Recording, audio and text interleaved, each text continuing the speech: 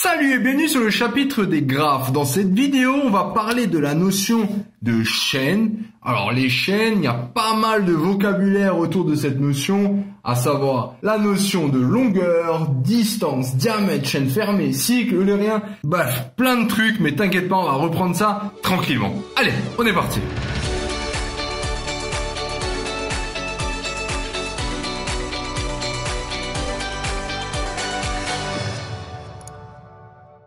Les chaînes, alors très important quand on parlera de graphes, forcément on va aussi parler de chaînes.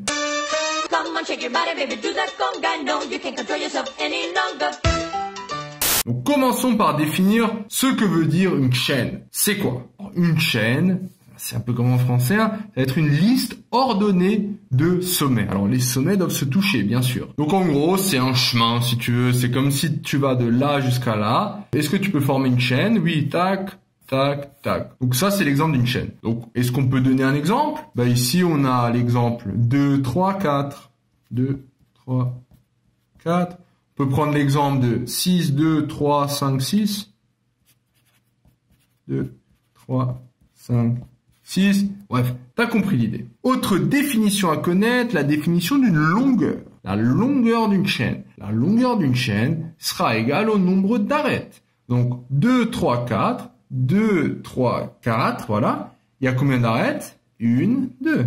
6, 2, 3, 5, 6. 6, 2, 3, 5, 6. Il y a combien? 1, 2, 3, 4. Donc voici les longueurs. La distance entre deux sommets, c'est quoi? C'est la longueur de la chaîne la plus courte reliant les deux sommets. Alors la distance, donc de manière générale entre deux sommets, c'est logique que c'est une chaîne qui va relier les deux sommets. Par contre, il faut vraiment que ça soit la plus courte. Ça, c'est important. Donc maintenant, la distance entre 1 et 5, elle est de combien? Regarde, si je prends cette chaîne, 1, 2, 3. Je peux dire c'est de 3. Mais qu'est-ce qu'elle dit la distance? Ça doit être une chaîne qui va de 1 jusqu'à 5, je suis d'accord, mais c'est être la plus courte. Donc on a quoi? On a 1, 2. Là, on a une chaîne de longueur 2. Et sinon, là, c'est 1, 2, 3, 1, 2, 3. Donc, la chaîne la plus courte, c'est bien 1, 2, 5. Donc, voici la distance qui est égale à 2.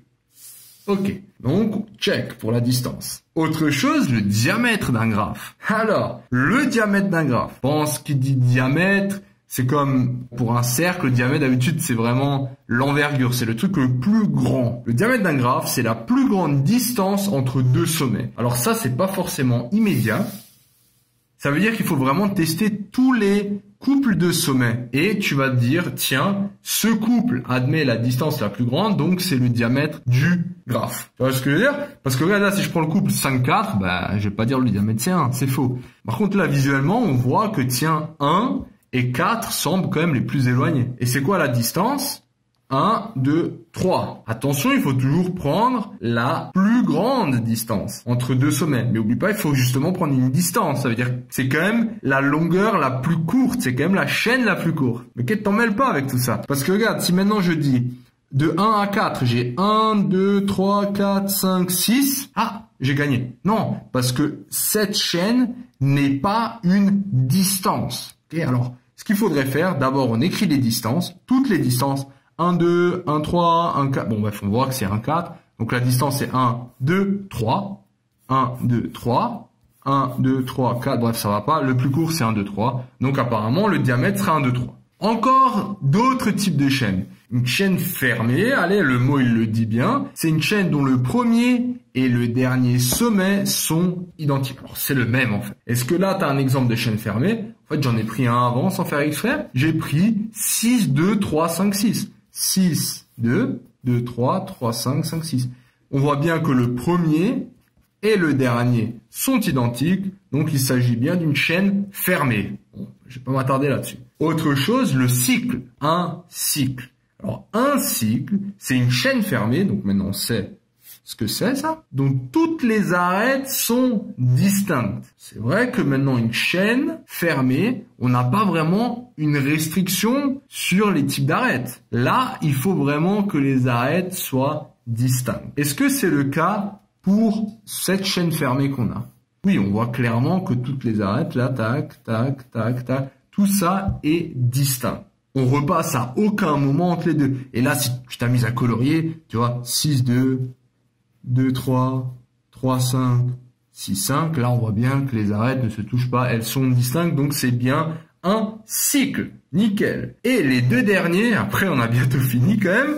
Les deux derniers, ouf. Alors, il y a le mot eulérien dedans. Alors, le mot eulérien. Vois ça. Alors, dès qu'on dit eulérien, il faut que tu dises, tiens, ça porte sur tout le graphe. Ok? Tout le graphe. Garde ça en tête. Eulérien, c'est tout le graphe. Ok, je m'explique. Chaîne eulérienne. Alors, on sait ce que c'est une chaîne. Mais là, ça veut dire toutes les arêtes du graphe. Tu vois? Toutes les arêtes du graphe n'apparaissent qu'une fois. Alors, on a vraiment cette idée de tout le graphe. Et la deuxième idée, c'est une fois. Pas de répétition. Alors, une chaîne eulérienne. Alors, je suis pas en train de dire que ça existe tout le temps.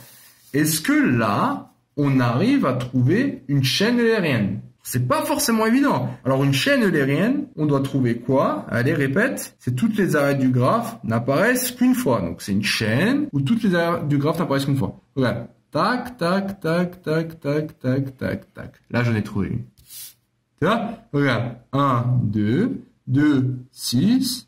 Là, là, là, là, là, là. Toutes les arêtes du graphe n'apparaissent qu'une seule fois.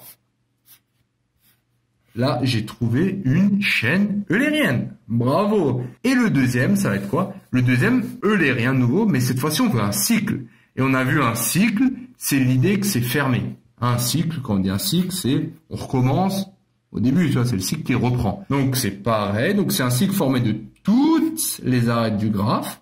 C'est ce que j'ai dit, tout. Et le deuxième truc, une seule fois. Est-ce que là, j'ai un cycle eulérien? En fait, non, regarde. Et ça, c'est un peu logique au bout d'un moment, parce que ce 1, il est isolé. Donc, à un moment, si je pars du 1, ou si 1, il est au milieu, comprends que j'ai qu'une route pour aller vers le 1. Donc, si je vais attraper le 1, si je vais vers le 1, après, je peux plus sortir. C'est comme un cul-de-sac, en fait, ici. Donc, forcément, je vais pas avoir un cycle eulérien dans ces conditions. Mais tu verras dans la prochaine vidéo qu'il y a un théorème essentiel pour déterminer s'il existe une chaîne ou un cycle eulérien. Une dernière notion, la notion de chaîne connexe. Qu'est-ce que ça veut dire connexe? Si pour tout couple de sommets, il existe une chaîne reliant ces deux sommets. Ça, c'est quelque chose de connexe. Par exemple, là, si ça, c'est mon graphe, 1, 2, 3, 4. Tu remarques que le point 3, il est isolé. Il n'a pas accès ni à 1, 2, ni à 4. Il n'a pas accès, il est isolé. Donc ça, c'est pas un graphe connexe. Par contre, là, on remarque bien que n'importe quel point peut être atteint. Oui? Donc tout couple, il y a toujours un chemin. Tu vois, pour aller de 2 à 1, je peux passer là. Je dis pas que le chemin doit être de taille 1, mais en tout cas, je peux passer par n'importe où. Donc ça, visuellement, je pense que c'est assez logique. Ça, c'est pas connexe quand c'est isolé. Et quand c'est tout ensemble, quand tout est relié, c'est que c'est connexe. Voilà. Félicitations d'être arrivé jusqu'au bout de cette vidéo.